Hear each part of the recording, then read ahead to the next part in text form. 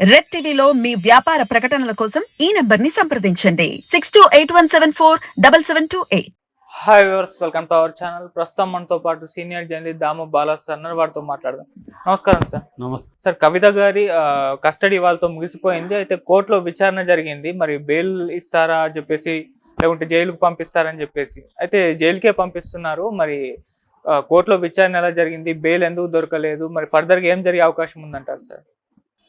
కవిత నేను మార్నింగే చెప్పాను, కవిత ఖచ్చితంగా బెయిల్ ఇవ్వరు, జైలుకే పోతారని. అంటే ఈ కేసులో ముందు నుంచి చూస్తే మనం ఎవరికి కూడా ప్రైమరీ స్టేజ్లో బెయిల్ రాలేదు. వాళ్ళు అప్రూవర్గా మారినాకనే బెయిల్ వచ్చింది తప్ప అప్రూవర్గా మారకుండా ఎవరికి బెయిల్ ఇవ్వలేదు. ఓకే. సో కవితకి కూడా ఈరోజు అదే జరిగింది. కవితకే కాదు, రేపు కేజ్రీవాల్కి కూడా ఇదే పరిస్థితి. ఆయన కూడా జైలుకి వెళ్ళే పరిస్థితి తప్ప ఆయనకి బెయిల్ ఇవ్వరు. ఎందుకంటే పిఎంఎల్ఏ చట్టం అనేది, అంటే prevention of money laundering act 2002 ప్రకారం ఏంటంటే 2 ట్విన్ కండిషన్స్ అంటారు. సెక్షన్ 45లో 2 కండిషన్స్ ఉంటాయి బెయిల్కి. మామూలుగా ఐపీసీలో, సిఆర్పిసిలో జనరల్గా బెయిల్ అనేది రూల్, జైలు అనేది ఎక్సెప్షన్ అంటారు.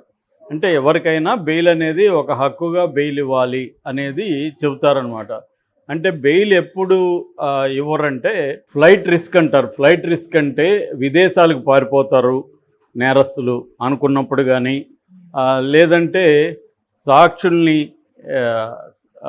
బెదిరించడం కావచ్చు, లేకపోతే వాళ్ళని డబ్బులు ఇచ్చి కొనేయడం కావచ్చు, అంటే ఇన్ఫ్లుయెన్స్ చేయడం కావచ్చు, సాక్ష్యాధారాల్ని తారుమారు చేయడం, ఈ 3 కారణాలతో మాత్రమే బెయిల్ రిజెక్ట్ చేస్తాడు. అది కూడా 60 రోజుల నుంచి 90 రోజుల లోపల ఛార్జ్షీట్ ఎక్కిపోతే డిఫాల్ట్ బెయిల్ ఇచ్చేసే అవకాశాలు ఉంటాయి.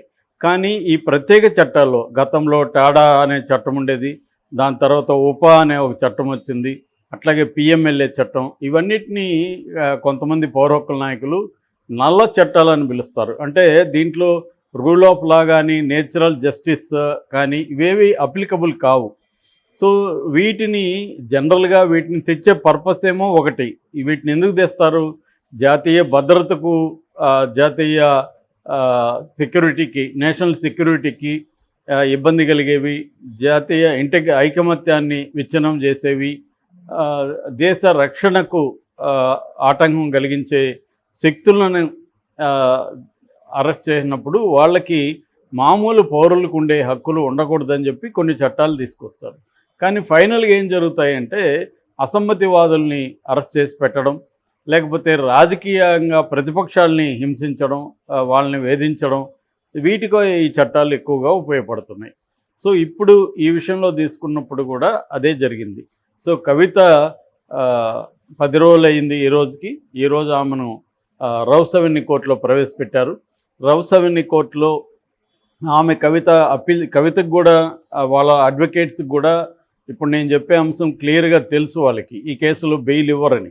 అందుకని కవిత తరపున అడ్వకేట్సు జడ్జి గారిని, కావేరి బవేజా, ఆమెను ఏం అడిగారంటే, కవితకు రెగ్యులర్ బెయిల్ అడగల వాళ్ళు కూడా, కవితకు టెంపరరీ బెయిల్ అంటే ఇంటీరియం బెయిల్ అంటారు, ఇంటి మధ్యంతర బెయిల్ మాత్రం అడిగారు. అది కూడా కవిత వాళ్ళ బాబుకి ఎగ్జామ్స్ ఉన్నాయి, ఆ ఎగ్జామ్స్ కోసం నాకు మధ్యంతర బెయిల్ ఇవ్వండి అనే కవిత అడిగింది. అంటే కవితకు కూడా క్లారిటీ ఉంది, రెగ్యులర్ బెయిల్ ఇవ్వరు వీళ్ళు అని. అందుకని ఇలా అడిగారు. కానీ దాన్ని ఖచ్చితంగా ఈడీ అబ్జెక్ట్ చేసింది, అలా ఇవ్వడానికి లేదు, ఎందుకంటే దీంట్లో ఇంకా విచారించాల్సి ఉంది, ఈమె బయటికి వెళ్తే ఇబ్బందులు ఉన్నాయని. రెండోది, నేను ఇందాక చెప్పిన సెక్షన్ 45 పిఎంఎల్ఏ చట్టంలో సెక్షన్ 45 2 ట్విన్ కండిషన్స్ చెప్తుంది. ఆ 2 ట్విన్ కండిషన్స్ ఏమంటే, ఈ ముద్దాయి నిర్దోషాన్ని కోర్టు నమ్మితేనే బెయిల్ ఇవ్వాలి, లేకపోతే బెయిల్ ఇవ్వకూడదు. నమ్మాలంటే కేసు మెరిట్స్లోకి వెళ్ళాలి, కేసు మెరిట్స్లోకి వెళ్ళాలంటే టైం పడుతుంది, కాబట్టి బెయిల్ రాదు. రెండవది, ఈ ముద్దాయికి బెయిల్ ఇస్తే బయటికి వెళ్ళి నేరం చేయరు అని కూడా నమ్మాలి. సో ఈ 2 ఎలా నమ్మాలి, కోర్టు ఎలా నమ్మించాలి, ఇది ఒక మేజర్ టాస్క్ అనమాట. అందుకనే మొన్ననే సుప్రీంకోర్టు కామెంట్ కూడా చేసింది. 18 నెలలుగా మన హేమంత్ సోరెన్ వాళ్ళ అనుచరుడు 18 నెలలుగా ఈడీ కేసులో పిఎంఎల్ఏ చట్టం కింద జైల్లో ఉన్నాడు, మీరేమో సప్లిమెంటరీ ఛార్జ్ షీట్లు వేసుకుంటానే వెళ్తున్నారు, అతను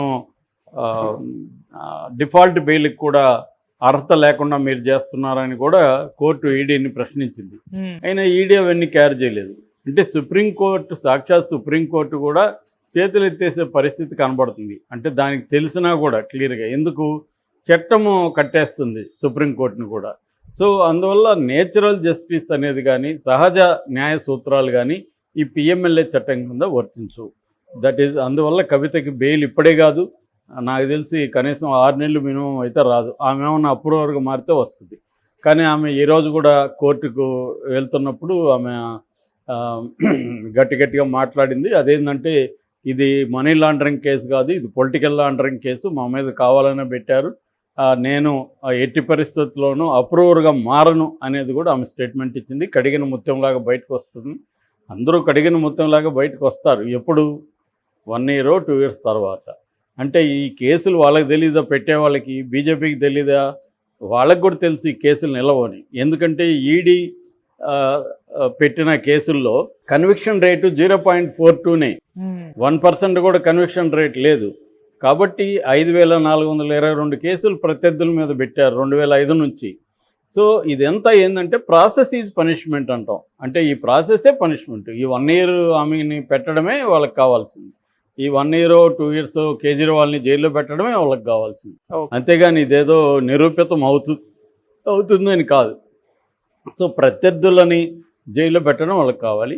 సో ఆ రకంగా కవిత కూడా దీనికి బలి అవ్వడమే జరుగుతుంది తప్ప వేరే మార్గం లేదు. ఒకటి ఏంటంటే, కేసీఆర్ నాకు తెలిసి ముందస్తు మన మధ్యంతర బెయిల్ ఎందుకు అడిగారంటే ఇంకొక కారణం, ఈ లోపల ఏమన్నా కేసీఆర్ ఆల్రెడీ రాజీ పోవడానికి వాళ్ళని ట్రై చేస్తున్నాడు, బీజేపీతో మేము ఎన్డీఏలో చేరతామని ట్రై చేస్తున్నాడు. అదేమన్నా సక్సెస్ అయితే అప్పుడు కవిత బెయిల్ మళ్ళీ అప్లై చేసుకుంటే అప్పుడు ఈడీ అబ్జెక్ట్ చేయకుండా ఉండే అవకాశాలు ఉంది. ఇప్పుడు ఏంటంటే April 8 వరకు కవితకి రిమాండ్ 15 days విధించారు. అయితే April 1న బెయిల్ పిటిషన్ మీద విచారణ జరుపుతామని కోర్టు చెప్పింది. సో మళ్ళీ విచారణలో ఏమన్నా ఛాన్స్ ఉందంటే ఎప్పుడు ఉంటుంది? కేసీఆర్కి బీజేపీకి మధ్య అవగాహన కుదిరితే ఈమెకి బెయిల్ వస్తుంది. బెయిల్ వస్తుందంటేనే మనం కుదిరిందని అర్థం చేసుకోవాలి, లేకపోతే బెయిల్ రాదు క్లియర్గా. సో ఆమెను తీసుకెళ్ళి ఇప్పుడు తిహార్ జైల్లో పెడుతున్నాడు. తిహార్ జైలు చాలా పెద్దది, దేశంలోనే పెద్ద జైలు, 400 ఎకరాల్లో ఉంటుంది అది. దాదాపు 6 ప్రిజన్స్ ఉన్నాయి. అది పెద్ద కాంప్లెక్స్, ప్రిజన్ కాంప్లెక్స్. అంటే మొత్తం ఢిల్లీలో 3 ప్రిజన్ కాంప్లెక్స్లు ఉంటాయి. ఒకటి తిహార్ జైలు, ఒకటి రోహిణి, ఇంకొకటి మండోలి. వాటిల్లో కూడా తిహార్ పెద్దది. తిహార్ జైలు కెపాసిటీ వచ్చి 10,000 మంది ఖైదీలకి కెపాసిటీ ఉంటే 20,000 మంది ఖైదీలు ఉన్నారు. దాన్ని బట్టి ఊహించుకో కవిత పరిస్థితి కూడా ఎలా ఉంటుంది. అంటే ఒక రూమ్లో 10 మంది ఉండాలనుకుంటే 20 మంది ఉన్న చోట కవిత ఉండాల్సి వస్తుంది. సో కవితకి ప్రైవసీ ఉండదు, అక్కడ కంఫర్ట్స్ ఉండవు, ఇటువంటి ఇబ్బందులు ఉంటాయి. ఎందుకంటే ఇటువంటి కేసుల్లోకి వెళ్ళిన వాళ్ళ మీద ప్రత్యేకమైన నిఘా కూడా పెడతారు. మామూలుగా అయితే ఎవరి నిఘా లేకపోతే జైళ్ళల్లో డబ్బులు ఇచ్చి కొద్దిగా కొన్ని ఉన్న దాంట్లో కొన్ని సౌకర్యాలు మేనేజ్ చేసుకోవచ్చు. ఒకటి ఏంటంటే, ఈమెకి హెల్త్ బాగాలేదు అని చెప్పి హాస్పిటల్లో చేరడం ఒక మంచి పద్ధతి. వాళ్ళకి డబ్బులు ఇస్తే నీకు ఏదో ఒక హెల్త్ బాగాలేదు అని చెప్పి హాస్పిటల్లో, అక్కడే ఉంటుంది హాస్పిటల్లో చేరుస్తారు. హాస్పిటల్లో చేరితే నీకు ఉపయోగం ఏంటంటే సపరేట్ కాటు, బెడ్ ఉంటుంది, బ్రెడ్ అట్లాంటి ఫుడ్ కొంత మంచిది ఇస్తారు, మిల్క్ అట్లాంటిది ఇస్తారు. సో కొద్దిగా అక్కడ టాయిలెట్స్ కానీ అవి కానీ కొన్ని నీట్గా ఉంటాయి. సో చాలామంది ఏం చేస్తారంటే డబ్బులు ఇచ్చి నాకు కడుపు నొప్పనో ఆ నొప్పనో హాస్పిటల్లో జాయిన్ చేస్తుంటారు. అలాగా ఏమన్నా కవిత చేయగలిగితే ఆమెకు కొంత బెటర్గా ఉంటుంది. అదర్వైజ్ ఆమె చాలా ఇబ్బందులు ఎదుర్కోవాల్సి ఉంటుంది. ఎందుకంటే ఆమెకి హై బీపీ ఇవన్నీ ఉన్నాయి, కొద్దిగా లైఫ్ స్టైల్ మెయింటైన్ చేయాలి. అంటే ఉప్పు తక్కువ ఉన్న ఫుడ్ తినడం అవన్నీ అక్కడ సాధ్యం కాకపోవచ్చు. ఎందుకంటే ఇప్పుడు చంద్రబాబుకి జరిగినట్టు కవితకి తిహార్లో జరగదు. అంటే ఇంటి నుంచి ఫుడ్ ఇవన్నీ జరగవు. మొన్నటి వరకు ఈ 10 రోజులు ఆమె ఇంటి నుంచి ఫుడ్ ఉన్నింది, అక్కడ ఏసీ ఉన్నింది వాళ్ళ దీంట్లో, ఈడీ దీంట్లో, అందువల్ల కంఫర్టబుల్గా ఉన్నింది. ఈ కంఫర్ట్ అక్కడ ఉండదు. జైల్లో ఇబ్బందులు ఖచ్చితంగా పడాలి. నాకు తెలిసి మినిమం కేసీఆర్ బీజేపీ కాంప్రమైజ్ అవ్వకపోతే మాత్రం మినిమం 6 నెలల నుంచి 1 ఇయర్ కవిత జైల్లో ఉండే అవకాశం ఉంది. Okay sir, thank you so much.